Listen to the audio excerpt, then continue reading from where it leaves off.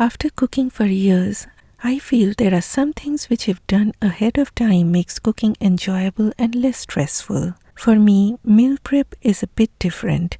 Earlier I've tried planning and noting down what I want to cook each day and then doing my grocery according to the list.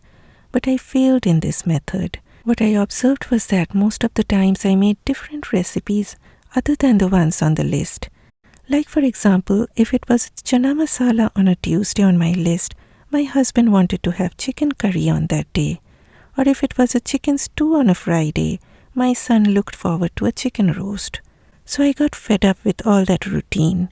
What I do now is buy some common vegetables whenever I go grocery shopping, and I cook as desired.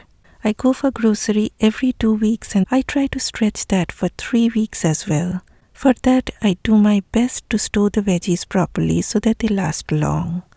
Vegetables like cauliflower, cabbage, carrots, beets, green papaya last for a long time, so I cook them later, while eggplant, okra, green beans, ridge gourd, bottle gourd, bitter gourd, these veggies start shriveling up very quickly, so I cook these veggies first. So what do I do to make them last long? I mix a quarter cup of 5% distilled white vinegar to 10 cups of water. I put the veggies in this solution for 2 minutes, then take them out and rinse them one more time with fresh water. Blueberries, strawberries, apples, oranges, grapes can all be washed in this way. When it comes to herbs, I follow that same method. You can reuse that vinegar solution for a few veggies, but it gets really dirty when it comes to coriander leaves, and you cannot reuse it for anything else. You need to rinse coriander leaves 2 to 3 times with fresh water after doing that vinegar water solution treatment. Then I put them in a salad spinner to take out any extra water, and then spread them out on a clean towel and let them air dry for about an hour or 2. Then I gather them, cut the ends of the stem to open up their vascular system. Next, add filtered water to a tall container or a glass and dip the coriander stems in it just like a flower bouquet, with just the stems staying underwater. It is said that the chlorine content in regular tap water makes the herbs go bad. So use the water you drink. Keep this in your fridge and it will stay good for about 3 weeks. If you happen to see the leaves drooping down in your fridge, you can cover them with a plastic with holes punched in it. Every week, remember to change the water and cut the end of the stems to open up the vascular system. Spring onions, since they are long, I first dip one half of it for 2 minutes and then turn them around and dip the other half for 2 minutes. Then put them in a glass filled with filtered water or the water you drink and keep it on your counter or a windowsill and change the water every other day. Allow all the veggies and fruits to dry completely on a towel and then store them in your fridge.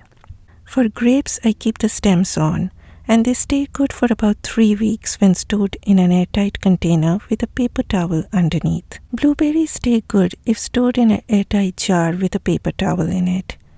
Tomatoes stay good at room temperature. Store curry leaves with their stems wrapped in a paper towel and in an airtight container. Take out the stalks of green chilies and store them in a box in the fridge. When it comes to spinach or Swiss chard, I blanch them, then put them in cold water to retain the color.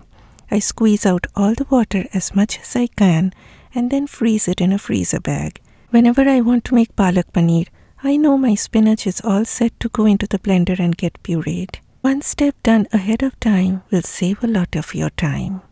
Whenever it comes to baby spinach, you can freeze them in a freezer bag. You can also blanch green beans briefly and freeze them as well. Bitter gourd somehow doesn't like this pre-shower vinegar treatment though. So I cut them and store them in a container with a label to remind me to wash them before cooking.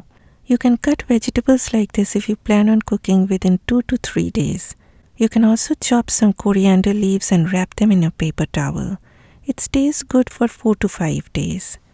Next, coming to ginger garlic paste. Though I like using fresh ginger garlic paste, but there are days when I am in a rush or maybe feeling lazy. On such days, using frozen ginger garlic paste seems so much easier. I choose a day when I do nothing but peel ginger and garlic and make a paste. Some people do it equal proportions of ginger and garlic. Some does it as 60% ginger and 40% garlic. Now I am very bad in calculating stuff, so I first weigh the amount of garlic and then use a little less of ginger compared to the weight of garlic, because I feel ginger is strong and little goes a long way. I try not to add water while grinding, but I use oil. In that way, if you want to store it in the fridge, it stays good for a week, and the color also is retained and it doesn't turn green. I also make only ginger paste and only garlic paste, so that if a particular recipe calls for only ginger or only garlic and no ginger, I have that handy as well. I freeze them in ice cube trays. Once frozen, I take them out from the trays and store them in Ziploc freezer bags. And please remember to note down the date when you freeze it, so that it just doesn't stay forever in your freezer. Next, coming to roasting tomatoes and garlic. Tomatoes and garlic form the base of many curries. I roast a large batch with little bit of salt and oil at about 375 degrees Fahrenheit preheated oven.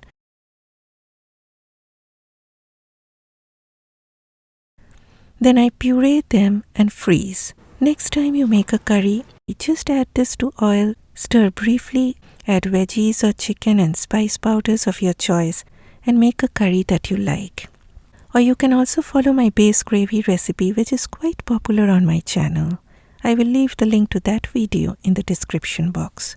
Coming to dry beans like chickpeas or any dry beans that you like, soak them overnight, then cook them in your pressure cooker. After cooking them, cool them down, bring them to room temperature, store them in your fridge for a week, and make a curry of your choice whenever you want to, or drain all the water and freeze the cooked beans, or cook them following my recipes and freeze them. There will be days when you won't feel like cooking, but you know there is a chickpea curry waiting in your freezer, waiting to be used up. Similarly, you can also cook a large quantity of dal and refrigerate it for 4 to 5 days. You can just add some tadka before serving and it tastes just as fresh. Or you can cook the dal following any recipe, portion it out depending on the days you plan on having it, and refrigerate it for 4 to 5 days. You can even freeze dal very well. Pan-fried eggplants or any dry type of sabjis can be stored in the fridge for a week. Since they are dry, they store up very well. All my chicken curries stay good in the refrigerator for a week, or you can freeze them as well. Lastly, coming to making spice powders. Now my friends, save a day when you will make all your spice. I dry roast cumin seeds to make roasted cumin powder, grind cumin and coriander seeds to make cumin and coriander powder, grind peppercorns to make black pepper powder. Make your own garam masala powder, sabji masala, achari masala. Once you start using homemade spice powder blends, there is no going back to buying spice powders from grocery stores that smells like nothing. And if you're thinking it is expensive to buy spices, it will be much cheaper to buy whole spices and making your own masalas rather than buying those ground up spice powders. Make in bulk and store in airtight jars in your freezer or refrigerator. In that way, they smell good for months. So I hope this video will be useful for some of you and help you in some way. Please do let me know if you have any questions, and I will see you next time. Bye bye.